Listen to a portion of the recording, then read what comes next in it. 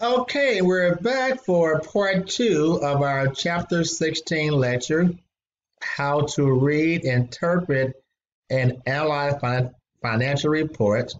Next up is a statement known as an income statement.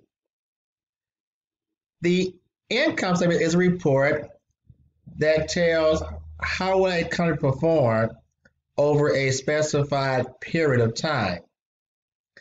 It will indicate whether we made what's known as a net profit or if a net loss took place over a specified time period. When you think about it, why does a company or individual go into business? It is to make money, to make a profit. So this statement called the income statement will indicate whether we made a profit, which is known as net income, or if what's known as a net loss took place over a specified period of time. If you are a service-based business, revenues shows the income that was earned by providing services to your different types of client. Then you have what's known as operating expenses, which refer to the cost of doing business. In order to run a business, certain expenses must take place, right? You've heard the phrase, in order to make some money, you gotta do what? You gotta spend some money. So let's say you're running your own business, whether you have an accounting practice, a lawn care service, etc. You're going to have certain type of expenses, whether it's for rent, utilities, insurance, taxes, employees, supplies, depreciation. These expenses must take place in order to operate your business organization. Now, if you are a retail business, you're selling actual products. So we have something called the cost of merchandise sold, which represents the price the company paid for those items that were sold to their customers during the course of the accounting period. So when you go to your favorite retail outlet and you purchase a pair of shoes, a pair of jeans, maybe a suit, the price you pay for those items is sales revenue for that company, but the price they pay for the item is known as cost of merchandise sold. We'll subtract the cost of merchandise sold from revenue to get what's known as our gross profit, difference between the amount we sold the item for compared to the amount that we pay for those items. The retail company also has operating expenses. It has to pay rent, employees, insurance, etc. You'll subtract the expenses from gross profit to determine your net income or profit that was earned for that particular accounting period. So here we have a sample of what's known as an income statement. Get that out the way. So the income statement for a retail business will first show the sales that took place during the accounting period. That's what we call sales returns and allowances. So if an item that was sold was returned back to the actual store, so maybe it was the wrong size, shape, color, didn't fit right, that's known as a sales return. With a sales discount, this occurs when a company will give you a percentage or a discount for paying by a certain due date.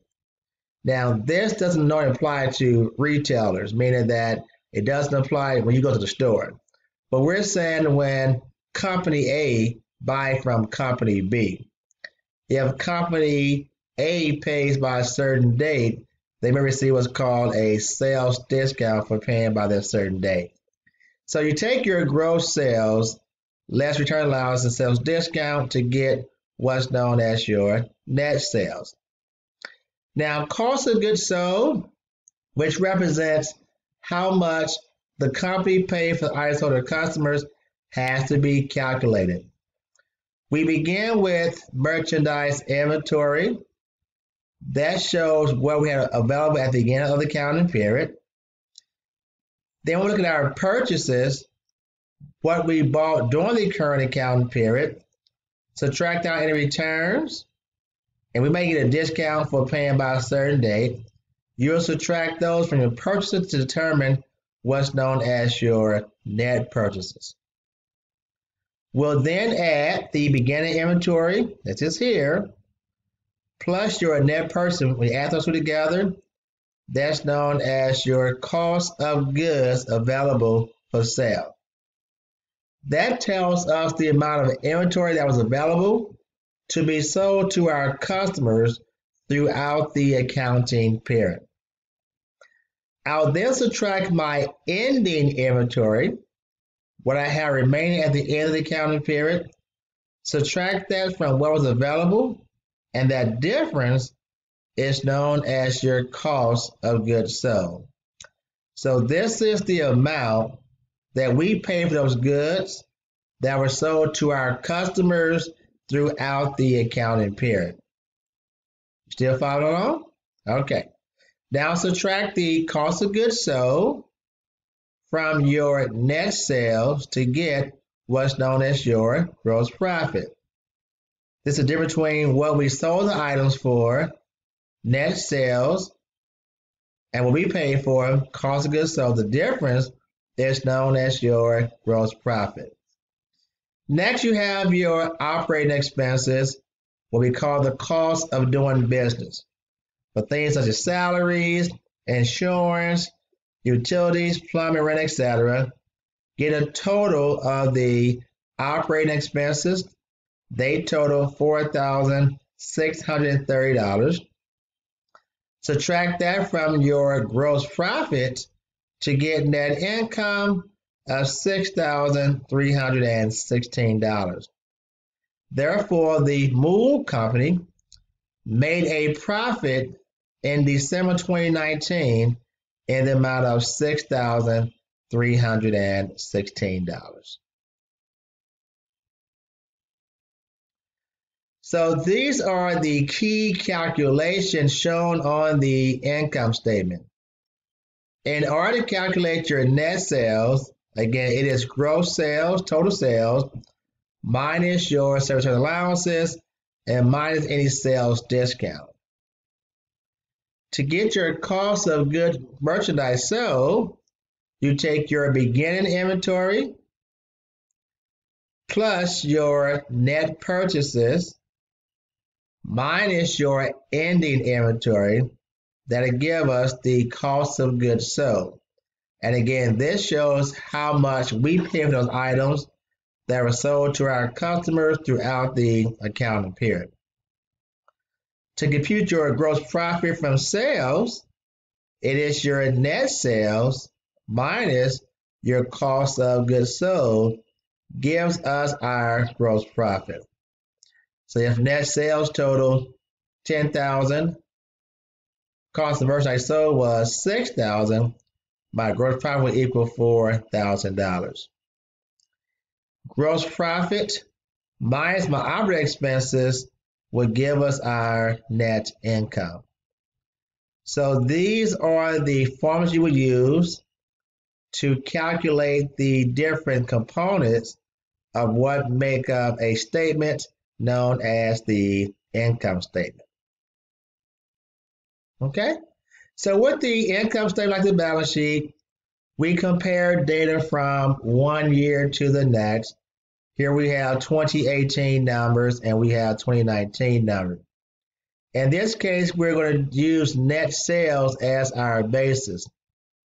So we're comparing each of these numbers as a percent of our net sales. So we're saying the cost of merchandise sold in 2019 was 42% of net sales, 41% in 2018. So again, each line item is listed as a percentage of our net sales. So in 2018, our net income was 23% of our net sales. that number decreased percent-wise in 2019, and now it's only 13% of our net sales. So we want to figure out what caused this percent to almost drop by 10% from 2018 to 2019. So in business, we look at these type of information and we'll use this data in order to determine what is going to be the difference between one accounting period over to the next accounting period. With the horizontal analysis, we're looking at increases and decreases from one year to the next.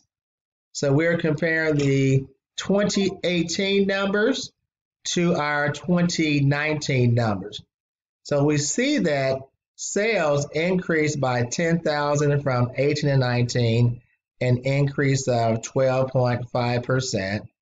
You do the same thing for each of these line items. Again, compare 2018 to 2019. Our bottom line number, net income, or our profit, actually decreased by $100, and it decreased by 0.87% from 2018 to 2019. So we can use the information from the income statement to do a vertical analysis as well as a horizontal analysis. Completing a trend analysis. With a trend analysis, we're going to analyze the changes by expressing each number as a percent of the base year. So now each item is divided by the base amount. So the base year would be 100%, and then each other item is expressed as a percent of the base amount. You're like, what? Let me show you. Let's take a look at our income statement information.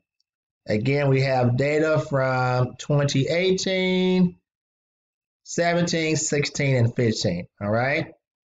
And we're going to use the oldest year, 2015, as our base year, which means we're now comparing sales in each of the other years to our base year. So notice that all of your 2015, you see the number will be 100%. That's our base year. So in 2016, sales were $340. They were $420 in the base year. So our 2016 sales represent 81% of our base year sale. If you take $340 and divide that by the $420, it would give you 81%. But then in 2017, things looking better. Now sales are 110% of our base year. If you take 460 divided by 420, it'll give you 1.10, which is 110%, 110 as a percentage. But then things got even better. In 2018, sales represent 148% of our base year amount. So with the trend analysis, you select the oldest year as your base year. We'll compare each other year to the numbers from our base year. Okay? So that's going to conclude our lecture over the income statement. We're going to come back with a conclusion video and work out a few of these drill problems. So stay tuned.